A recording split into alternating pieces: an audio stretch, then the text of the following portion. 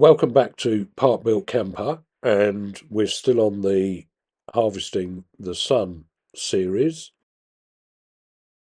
Well, I did say that this was going to be a three-part series, which I'm going to still maintain it's a three-part series, but the third part is going to be in two parts. So you could say it's a four-part series, I suppose. I've got a little table there that will give you the rough outline of what each of the three testing sessions were. One was an afternoon. The first one was an afternoon. The second one was a morning. And the third one was sort of pretty well all day, but not a very early start. So the first video is going to be the first two, the two Seasalter ones. Seasalter is a little place near Whitstable in Kent, which is where I did the testing. And then the last one, I was very near Heathrow, so just for the sake of people knowing roughly where I was close to Heathrow. There's a few notes to this. First of all, I'm not saying that this is a scientific test that I'm undertaking. It is what it is, and I even adjust my sort of methodology as I go along to suit what I think is relevant and worth knowing. But nonetheless, I think it is what people like you will want to know in terms of sorting out solar panels on your camper van or similar. I don't know how good the solar panels are.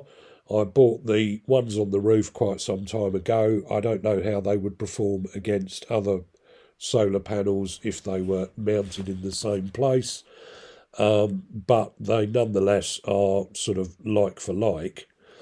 And that also goes in relation to the Bluettis.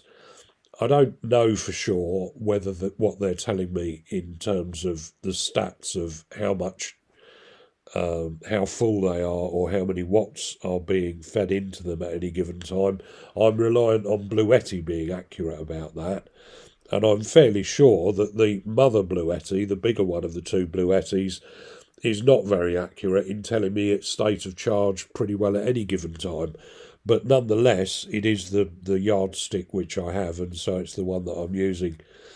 But as I say at the end there, it is all like for like. They are the same two Bluettis. They are the same solar panels on the roof and the same solar panel on the forehead of Harrison. And so it is at least like for like in that sense. So to get to the testing, this was Seasalter on the 24th of September 2024.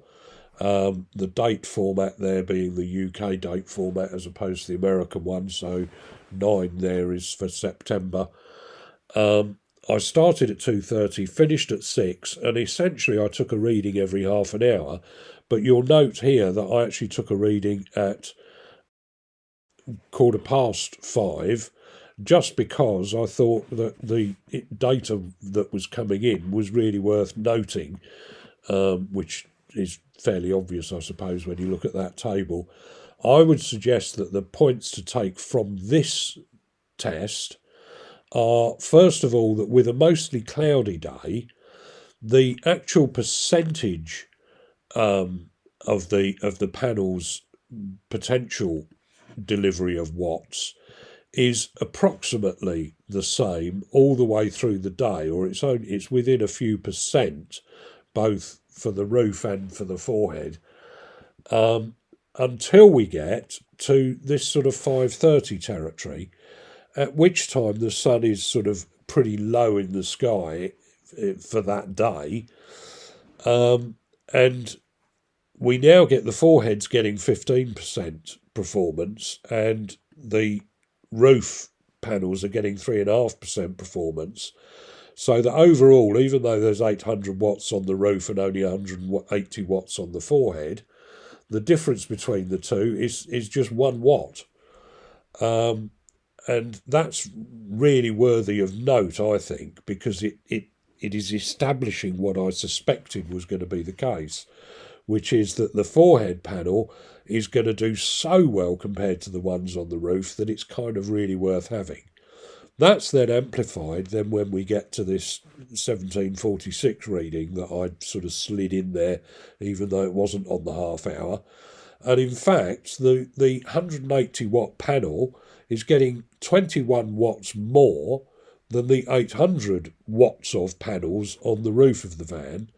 And then by the time we get to 6 o'clock, we're into that territory where the difference is very little between the two, but in any event, neither is getting very much at all. The sun is really so low that both sets of panels are getting hardly anything.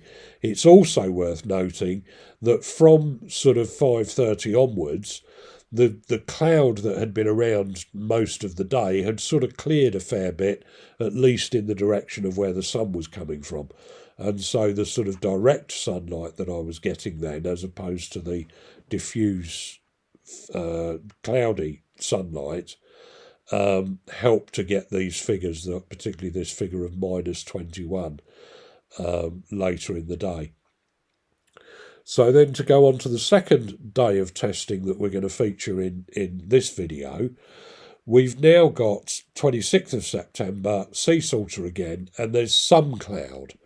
Couple of things to note about this is that during this period of testing, what I did do was I manoeuvred the van so that the forehead of the van was pointing as directly to the sun as I could manage to at a practical level, given where I was parked and what options I had as to what angle I could sit the van. There's also a note there in that column that I started taking energy out of baby and putting it into mother, Bluetti, really because the baby was in danger of being 100% full, at which point it would stop charging itself from the panels until it decided it had lost some of its full capacity. But what's also worthy of note there is that baby said it was sending 515 watts and mum said it was receiving 463 watts. And so the difference between the two there is the amount that you lose by transferring from baby to mother. You will want to transfer from baby to mother, either if it's because your your batteries are full up, or if it's because you want more power in mother because you can get a higher output from mother to run things like a toaster or a kettle or an inductive hob or whatever it is, because baby isn't capable of driving that level of power for such devices. All of that being said, as we start the day, of course, the sun is at the lowest point, at least in terms of while I was observing. And we get to a situation where the 180 watt one on the forehead is getting more power than the 800 watts on the roof, because the sun is so low that we've got this effect happening. The difference then, as the day goes on, sort of, at least in broad terms, starts to climb as the day goes on. There is an odd anomaly there where we're back to -3 again. I can't particularly give you a reason for that, but I think it is an anomaly and could have just been sort of a cloud was affecting the roof and not affecting the forehead or something at that moment. But as a general rule, these numbers, in terms of the difference in this column, if this column is the difference between the mother and the baby, are generally going up all day until we get to that sort of last reading or two, I suppose. But as a rule, most of the time, the difference is becoming greater as we get nearer to noon, which solar noon would have been sort of 1 o'clock rather than 12 o'clock.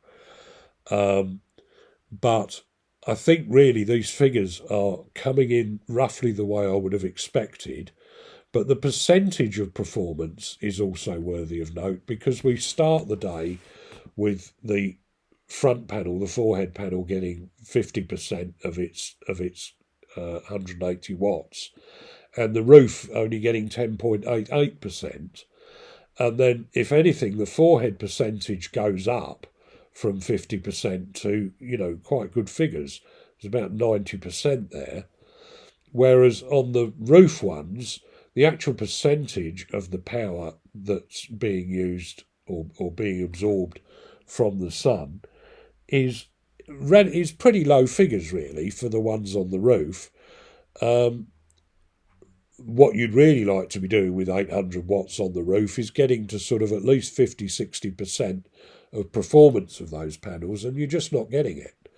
And of course, as I've covered in previous videos, that is at least in part going to be because of the date that you're doing the testing and the latitude that you are at, is meaning that the roof panels are just not getting the level of the level of performance that you would really want to get.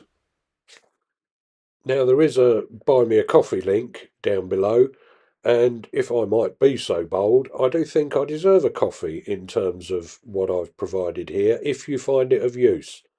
Um, and also, if you buy me a coffee, then you help to support the channel and increase the likelihood that I can keep doing such videos, which is likely to include moving on to other things, like, for example, how best to manage the power in your van and deal with all those kinds of things. So, hopefully, see you on the next video, which will be the all day, or pretty well all day, in Heathrow testing. And don't forget to like and subscribe. Also, hit the bell icon to remind you of videos that come on. All of it helps the channel progress.